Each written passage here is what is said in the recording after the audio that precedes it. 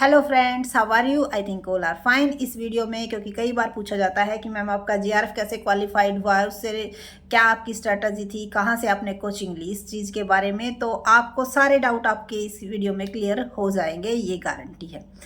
तो देखो, सबसे पहले तो इस चीज़ को ध्यान रखना है, हर एक की लाइफ में कहीं ना कहीं स्ट्रगल आता है। किसी को परिवार से प्रॉब्लम है, किसी को घर से प्रॉब्लम है, किसी के ससुराल में प्रॉब्लम है, किसी के मायके में प्रॉब्लम है। लड़कियों की लाइफ ही प्योर जो है स्ट्रगल से होती है। ठीक है, तो आप उस चीज़ को ये मत मानिएगा कि ये मेरी सिचुएशन ऐसी है, ये मेरी सिचुएशन ऐसी है। जी नहीं, अगर आप सिचुएशंस के अकॉर्डिंग चलते रहोगे ना तो वो आपको कहीं आगे नहीं निकलने देगी। आपको अपने अकॉर्डिंग सिचुएशन क्रिएट करनी है। ठीक है, तो ये मैं किस लिए कह रही हूँ, क्योंकि देखो हर एक जगह पर मेरे लक ने मेरा कभी साथ नहीं दिया है। हमेशा जो भी पाया है अपनी मेहनत के बलबूते पर पाया है, कहीं पर भी 0%। वो कह सकते हैं ना, लक तो मेरा हमेशा ही नेगेटिव रहा है। अगर मैंने कुछ भी करने की सोची है तो मेरे लक ने मेरे को पीछे खींचा है, लेकिन मैंने कभी हार नहीं मानी।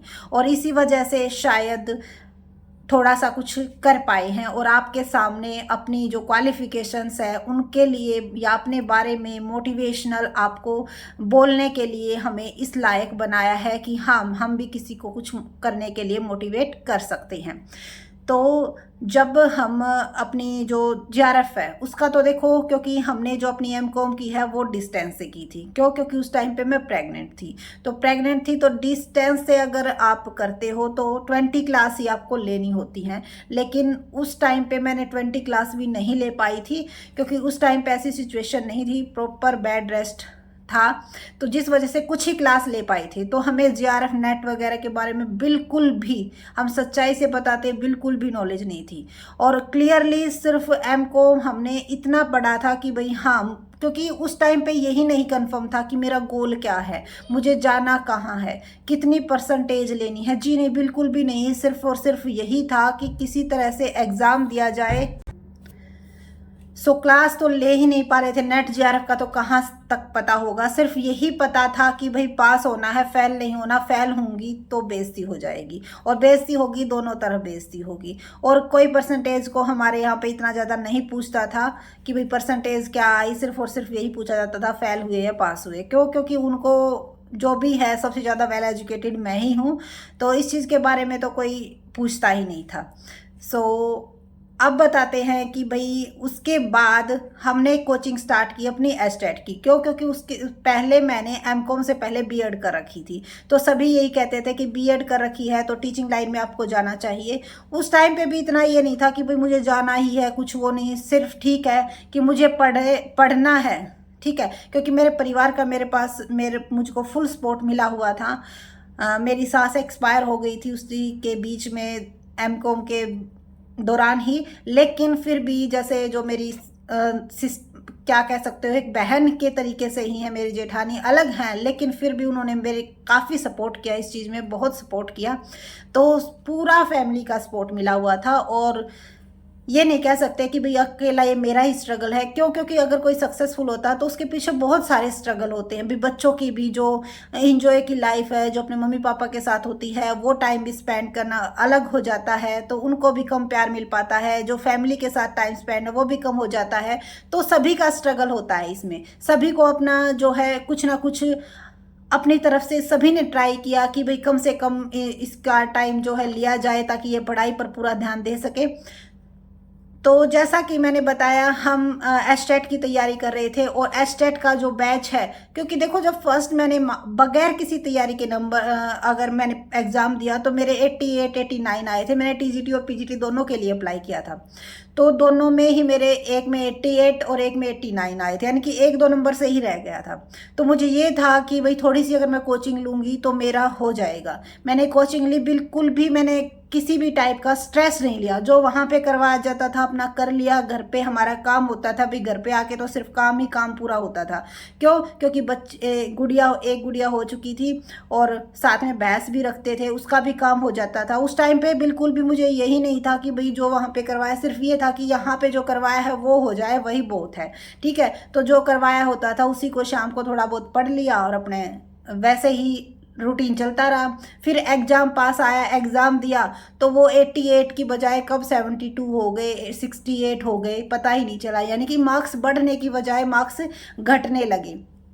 फिर रियलाइज हुआ कि ये मार्क्स कम क्यों आ रहे हैं, बढ़ने चाहिए नंबर तो तैयारी के बाद। और फिर जो कमेंट आने स्टार्ट हुए कि कुछ नहीं हो पाएगा, क्योंकि एक टाइम होता है हर एक चीज़ का, और टाइम भी मैंने कुछ ज़्यादा लंबा ही ले लिया था। क्यों? क्योंकि कोई गोल ही नहीं था, ना कोई ये समझाने वाला था कि इस चीज़ को आप इस तरह से पढ़िए। कहीं पर भी किसी भी इंस्टीट्यूट्स में 2 बार मैंने कोचिंग ली, दोनों बार मेरे साथ ऐसा ही हुआ। फर्स्ट टाइम जब मैंने कोचिंग ली तो वहाँ पर जो है 1-2 टीचर्स अच्छे मिले, 1-2 टीचर्स ऐसे ही मिले, ठीक है। तो इस वजह से कभी जीके में कम मार्क्स आ जाते, इंग्लिश में हाई हो जाते, कभी रीजनिंग में ज़्यादा आ जाते, तो अब पेडागोजी में कम हो जाते, जिस वजह से कभी भी 80+ स्कोर ही नहीं बन पा रहा था, कम ही होता जा रहा था। 2-3 बार जो है ट्राई किया। उसके बाद जो है एक कॉमर्स का बहुत ही अच्छा, क्योंकि मेरे को यही नहीं था कि मेरा गोल क्या है, बाद में ये रियलाइज हुआ। मैं तो सिर्फ और सिर्फ अपनी जो रूटीन की तैयारी है एसएससी के बैच के साथ, कभी एसएससी के बैच के साथ बिठा दिया, कभी बैंकिंग के साथ। मैंने फर्स्ट में ही बैंकिंग का क्रैक कर लिया, फिर एसएससी के बैच में बैठने लगे तो मेरा जो है उसका भी मेरा सीजीएल का प्री क्लियर हो गया था। उसके बाद जो है फिर वही कोई मतलब यही नहीं रहा कि एक क्राइटेरिया चुनो, जी नहीं। फिर उसके बाद जो है अपना एस्टेट की तैयारी में लग गई, जिसकी वजह से ना तो एस्टेट क्लियर हो पा रहा था, ना ही जो मेंस है वो क्लियर हो पा रहा था। क्यों? क्योंकि अगर आप एक चीज़ की तैयारी करोगे तभी तो कुछ हो पाएगा, ठीक है। तो उसके बाद मैंने डिसाइड किया कि मुझे सभी लाइन छोड़कर सिर्फ और सिर्फ अपनी टीचिंग की लाइन को जो है फॉलो करना स्टार्ट किया कि भाई मुझे सिर्फ और सिर्फ टीचिंग की लाइन में जाना है, क्योंकि मेरे लिए अकॉर्डिंग टू टाइम भी यही है कि भाई मैं इसी लाइन में अपना करियर बनाना चाहती हूँ। फिर मैंने सोचा, और उसके बाद मैंने जो है कॉमर्स के टीचर्स के लिए कि किस इंस्टीट्यूट्स पर कॉमर्स, क्योंकि बहुत सारे इंस्टीट्यूट्स ऐसे थे जहाँ पे कॉमर्स का टीचर ही अवेलेबल नहीं था। फिर एक जो है इंस्टीट्यूट्स मिला जहाँ पे कॉमर्स का टीचर था, लेकिन वही है वीक में 2 या 3 ही क्लास ले पाते थे, जिसकी वजह से फुल जो है रूटीन नहीं बन पाया। फिर जैसे उस सर का नाम था विकास सर, उन्होंने बताया कि मेरा खुद का कोचिंग सेंटर है जहाँ पे मैं अपने सिर्फ कॉमर्स सब्जेक्ट्स के बच्चों को नेट और जेआरएफ की कोचिंग देता हूँ। और जैसा कि मैंने बताया कि मैं पहले एस्टेट की कोचिंग पहले भी ले चुकी थी, तो मेरे पास जो सिलेबस है रिटर्न में वो सारा हो चुका था। ये अलग बात थी कि मैंने उसको अपने पढ़ा कितना था ये अलग बात थी, लेकिन रिटर्न में सारा हो चुका था मेरे पास। तो मैंने सोचा क्यों ना इस बैच को छोड़कर मैं अपना जो है नेट जीआरएफ, क्योंकि मेरा जो कॉमर्स सब्जेक्ट्स है, क्योंकि मैं कॉमर्स और एसएस दोनों की ही, टीजीटी और पीजीटी दोनों ही देती जा रही थी, ठीक है। तो फिर मैंने डिसाइड किया कि मुझे कॉमर्स की तैयारी करनी है। वहाँ पे जाकर जब बच्चे नेट के बैठे हुए थे तो उनसे इन्फॉर्मेशन मिली कि अगर तुमने एमकॉम कर रखी है तो आप अपनी जीआरएफ की तैयारी कीजिए। यहाँ पे तो अमाउंट भी मिलता है पास होने के बाद, एस्टेट के बाद तो श्योरिटी भी नहीं है कि क्या अमाउंट वगैरह मिलेगा। तो वहाँ से मुझे इस चीज़ के बारे में इंफॉर्मेशन मिली कि जीआरएफ होता क्या है, नेट होता क्या है। इस चीज़ के बारे में डिटेल में 1-2 बार मैंने यूट्यूब की वीडियो भी सर्च की। तो फिर वहाँ पे बहुत ही अच्छी जो है मैं प्रिपरेशन करने लगी। अच्छा जो मेरा रूटीन है वो बन चुका था। साथ साथ मैं अपनी एस्टेट की तैयारी कर रही थी, साथ साथ मेरी नेट की कोचिंग चल रही थी। लेकिन वो कहते हैं ना कि मेरा जो बैड लक है वो किसी के लिए लक बन गया, वो हमारे सर के लिए लक बन गया, क्योंकि उनको गवर्नमेंट जॉब मिल गई और इस वजह से उनको छोड़कर जाना पड़ा। और उनको छोड़कर जाते ही उम्मीद फिर दोबारा से टूट गई कि अब नहीं होगा। क्यों? क्योंकि हमारी जो सब्जेक्ट्स की नॉलेज थी वो बहुत ही वीक थी। बट ये है कि उन्होंने इतनी मेहनत हमारी करवा दी थी कि हमें ये लगने लगा था कि हाँ मैं कॉमर्स स्टूडेंट्स हूँ। अगर मेरे से कोई क्वेश्चन पूछता है तो पहले मैं जवाब नहीं दे पाती थी, लेकिन उसके बाद मुझे इस लेवल में मैं आ चुकी थी कि हाँ नॉर्मल जो क्वेश्चन है उनके मैं जवाब दे पाऊंगी। फिर वही बात आ गई कि इतने साल मेहनत के बाद फिर वहीं पर आकर बैठ गए। क्यों? क्योंकि जो आपका रिजल्ट है वो बोलता है। आप कितनी भी नॉलेज ले लो, लेकिन जब तक आप किसी एग्जाम को क्रैक नहीं कर पाते तो आपको जीरो ही समझा जाता है। फिर वही अपना काम किया डेली, मतलब 10-15 दिन ऐसे ही बीत गए। फिर बाद में रियलाइज़ हुआ जी नहीं, ये लाइफ मुझे नहीं जीनी है, मुझे अपनी, क्योंकि 1-2 ऐसे कमेंट आए कि भाई इससे अच्छा तो अपना गोबर ही घेर लें, ठीक है। मतलब कुछ ऐसा लाइफ में चेंजेस आए जिसकी वजह से ये होने लगा, ये फील हुआ, बहुत ही ज़्यादा रियलाइज़ हुआ कि मेहनत की तूने लेकिन उसका जो प्रॉपर रिजल्ट है नहीं मिला, तो उसमें तुम्हारी गलती कहाँ है। फिर मुझे रियलाइज़ हुआ कि ऐसे कुछ नहीं होगा। बच्चे घंटों जो दिल्ली कोचिंग सेंटर सेंटरों पे बैठे होते हैं, घंटों पढ़ते हैं, तू उनका मुकाबला कैसे कर पाएगी? जब उनसे क्रैक नहीं होता तो तू कैसे कर पाएगी? फिर हमने डिसाइड किया कि भाई हमें जो है इस काम से सबसे पहले काम से छुटकारा पाना है। उसके लिए सबसे पहले हमने अपनी भैंस बेच दी कि हाँ इसको बेचे पहले, क्योंकि पूरा दिन उसका बहुत ज़्यादा काम हो जाता था। फिर उसके बाद ये सोचने लगे कि अब तो भैंस बेच दी, कहीं अब ये कहें कि ना तो काम करती है और ना ही पढ़ाई में कुछ कर पाई है। लेकिन फिर भी ये था कि नहीं, अब की बार जो है बिल्कुल 100% अपना देना है। और हमने जैसे कि एक ऑनलाइन बैच था उसको परचेज किया। वैसे बैच इतना अच्छा नहीं था, लेकिन ये था कि एक प्रॉपर गाइडेंस मिल गई। और यूट्यूब की, क्योंकि उस टाइम पे मैंने फ़ोन चलाना स्टार्ट कर दिया था, क्योंकि हम ऐसी फैमिली से बिलोंग करते हैं जहाँ पर शादी से पहले फ़ोन अलाउड नहीं होता है। तो शादी के बाद मेरे हस्बैंड ने मुझे गिफ्ट किया था, लेकिन उसमें मुझे यूट्यूब वगैरह के बारे में, नेट के बारे में कोई नॉलेज नहीं थी। ठीक है, ये नेट की नॉलेज तो तभी आई जब जियो ने इसको फ्री का ऑफ़र दिया, तो उस टाइम पर हमने नेट चलाना स्टार्ट किया था। और फिर यूट्यूब पर हमने सर्च की, बहुत सारी वीडियोज़ हमें अवेलेबल होने लगी। तो सबसे पहले हमने जो सिलेबस था, क्योंकि अब तक हमें सिलेबस ही नहीं पता था, हमने सबसे पहले सिलेबस को राइट डाउन किया। फिर उसके बाद देखा कि मैंने कितना सिलेबस कवर कर चुकी हूँ। उसके बाद रियलाइज हुआ कि अरे यार, तेरा तो 50% से अब वो तो सिलेबस कवर हो ही चुका है, तो तू टेंशन क्यों ले रही है? ठीक है, फिर मेरी हम 3-4 फ्रेंड्स थी, चारों ने मिलकर एक ही जो मेरा फ़ोन था उसमें हमने बैच लिया। क्योंकि देखो वो क्लासेस क्या थी, जिस फ़ोन से आप बैच लेते हो, यानी कि जोन सा नंबर रजिस्टर्ड होता है उसी में क्लासेस आती है।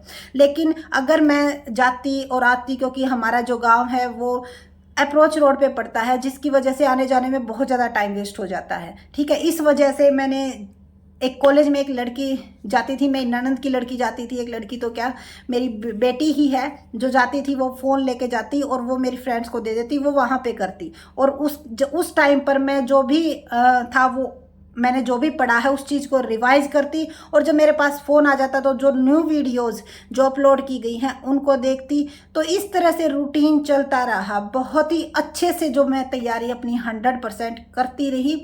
और जब एग्ज़ाम, क्योंकि ऑनलाइन एग्ज़ाम हुआ था, तो बहुत ही डर भी था कि कहीं ऑनलाइन एग्ज़ाम में तू प्रॉपर ना दे पाए। क्योंकि हमारी जो आदत है, जो हैबिट है, वो पेन और पेपर पर एग्ज़ाम देने की ही थी। और फर्स्ट टाइम जो है ऑनलाइन एग्ज़ाम उसी टाइम में हुआ था, और फर्स्ट टाइम जो है सिलेबस भी चेंज हुआ था। तो बहुत सारे जो है चेंजेस थे, और कहीं ना कहीं ये डर था कि पूरम तेरा लक तेरा साथ नहीं देता है, तुझे खुद ही मेहनत करनी होगी। तो फिर एग्ज़ाम देने गए, वहाँ पर देखा कि हाँ, एग्ज़ाम पेपर जो है, पेपर पैटर्न काफ़ी इजी आया हुआ था। तो यही लग रहा था कि जो लिस्ट है वो हाई जाएगी, बट अपने आप पे कॉन्फिडेंस था। और फुल जो है, मैंने अपने कॉन्फिडेंस के साथ, ओवर कॉन्फिडेंस नहीं, फुल कॉन्फिडेंस था। ये था क्योंकि मैंने जो अपना सिलेबस था, एक बार मैंने पूरे सिलेबस को कवर कर लिया था। और जो मेरी स्ट्रॉन्ग यूनिट थी, उन पर मुझे ये था कि इनमें से कोई क्वेश्चन रॉन्ग नहीं होगा। और भगवान की कृपा भी हुई भाई, वहाँ पे तो थोड़ा बहुत ये कह सकते हैं कि हाँ, कुछ लक ने भी काम किया होगा। ठीक है, क्योंकि हर एक चीज़ में ऐसी सिचुएशन आ जाती थी जहाँ पर ये माना जाता था कि भाई कहीं ना कहीं कुछ ना कुछ ऐसी सिचुएशन, वहाँ पर मेरी सारी सिचुएशन सही रही, टाइम पे पहुँच गई। कई बार क्या होता था, एग्ज़ाम देने जाती थी, टाइम पे नहीं पहुँच पाती थी। एसटेट के पेपर में मेरी 18 तारीख को गुड़िया हो गई, नहीं दे पाई।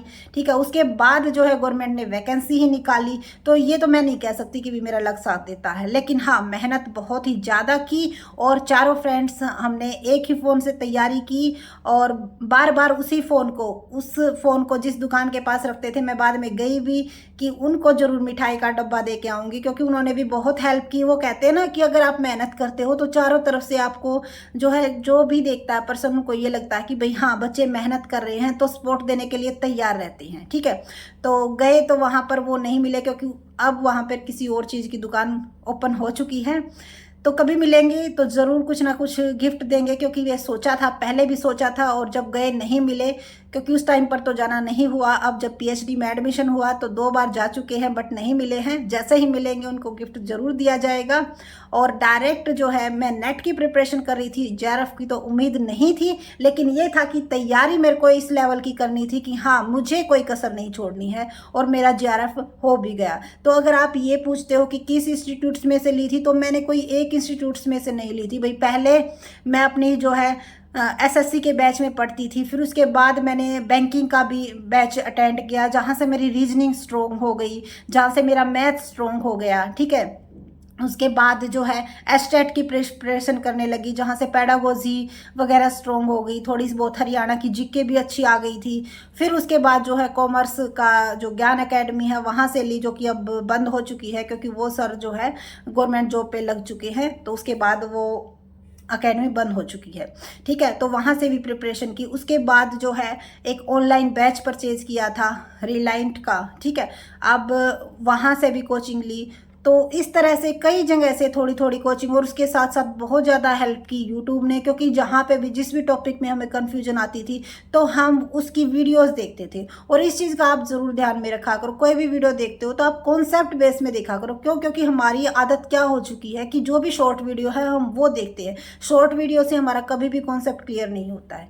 हमें हमेशा उस चीज़ के बारे में अगर डिटेल में जाननी है तो जो लंबी वीडियो होती है वही कॉन्सेप्ट जो है क्लियर कर पाती हैं। इस चीज़ का ज़रूर ध्यान में रखिएगा, ठीक है। तो ये था मेरा जीआरएफ क्लियर करने तक का सफ़र। बहुत सारी टेढ़े मेढ़े रास्ते आए, बहुत सारी अड़चने आई, लेकिन वही है, अगर आप अपनी मन में ठान लेते हो तो आप परिस्थितियों को अपने अकॉर्डिंग कहीं ना कहीं बना ही लेते हो, ठीक है। और सभी जो है आपका इस चीज़ में, अगर आप अच्छा काम करते हो तो सभी आपका सपोर्ट भी करते हैं, क्योंकि सभी को पता है भाई अच्छा काम कर रहे हैं तो बेनिफिट तो उन्हीं को मिलेगा, ठीक है। और इसी वजह से जो है पीएचडी में एडमिशन लिया, सिर्फ और सिर्फ जीआरएफ की वजह से। क्यों? क्योंकि हमें ये था कि भाई कुछ ना कुछ इतना पैसा हमने इस चीज़ में लगाया है तो कम से कम कुछ तो फैमिली को उसका 1-2% दे पाए। और अब जो है, अब हमारा एक ही मोटिव हो चुका है कि जो हमारे जैसे बच्चे हैं, जो कि जिनका कोई लाइफ में गोल नहीं है, ठीक है, जो बिल्कुल ही आप ये कह सकते हो बिलो 60% है, उनका कहीं ना कहीं तरीके से एस्टेट जीआरएफ क्लियर करवाना। और जो हमारे से जुड़े हुए बंदे हैं, पिछले जो सेशन था उसमें भी 2 बच्चों का एस्टेट क्लियर हुआ था जो हमसे जुड़े हुए थे, ठीक है। तो मतलब ज़्यादा बड़ा तो चैनल नहीं है और ना ही ज़्यादा बड़े सपने हैं, लेकिन ये है कि जो बंदा हमारे साथ जुड़ा हुआ है उसकी हम हेल्प करने के लिए हमेशा डेडिकेटेड रहते हैं।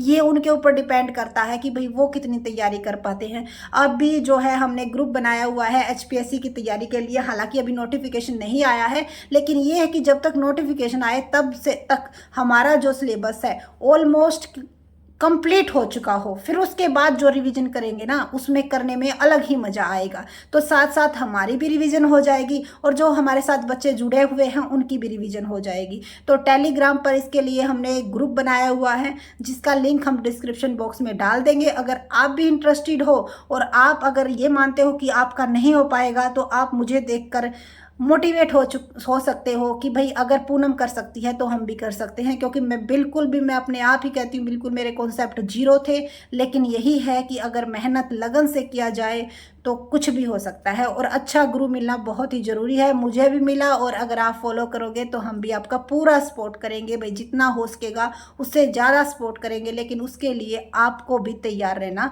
होगा अपनी मेहनत करने के लिए। अब यही है कि मेहनत हम अपना 100% देते हैं, लेकिन आप अगले जो बंदा है वो भी तो 100% लेने के लिए तैयार होना चाहिए। तो वीडियो बहुत ज़्यादा लंबी हो जाएगी, so thank you so much. यही थी मेरा जो सफ़र, जीआरएफ क्लियर करने तक का सफ़र, एस्टेट से किस तरह से कहाँ घूमते हुए, कहाँ सीजीएल, कहाँ बैंकिंग लाइन, कहाँ पता ही नहीं चला कि किस लाइन में चलते चलते किस लाइन पर आप पहुँचे। और अब सिर्फ और सिर्फ एक ही गोल है, टीचिंग जॉब, ठीक है। और टीचिंग जॉब मिलती है द बेस्ट है, नहीं मिलती है तो मेरा ऑनलाइन प्लेटफॉर्म चल ही रहा है, इसी को आगे और बढ़ाएंगे। डॉक्टर की डिग्री मिल जाएगी थोड़े दिन के बाद, पूनम जून से डॉक्टर पूनम जून हो जाएंगे, यही बड़ी खुशी की बात है। So thank you so much. और हमारे चैनल्स पर हमारी वीडियो देखने के लिए बहुत बहुत ज़्यादा थैंक यू। अगर आपकी कोई भी सजेशन है, कोई भी जिससे कि हमारी वीडियो इम्प्रूव हो सके तो प्लीज़ कमेंट में ज़रूर बताइएगा, हमें बहुत ही अच्छा लगता है। So thank you so much again, and please channel को लाइक, शेयर एंड सब्सक्राइब करना न भूलें, और ग्रुप को भी ज़रूर ज्वाइन कीजिएगा अगर आप अच्छे से तैयारी करना चाहते हो तो। Thank you.